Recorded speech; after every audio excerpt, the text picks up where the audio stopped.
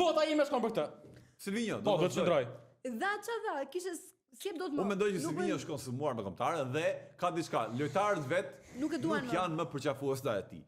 Ka lojtar individual, pa përmendur emra, të cilët nuk e duan më se i kanë ngrënë hakun gjatë Europianit, gjatë eliminatorëve, gjatë play-offit. Duhet t'i jepet shansi të drejtoj ligën e kombeve, pasi në rast se fiton grupin e ligës së kombeve, ky tipi ka një shans për Europian më shumë dhe në rast se shkon Europian nuk ka më justifikime pasi ka eksperiencën e 2022-shit. Po, më fal. Pse mos ja lëm këtë shansin por ta presim tani? Më fal. Ti ke një projekt më afatgjat.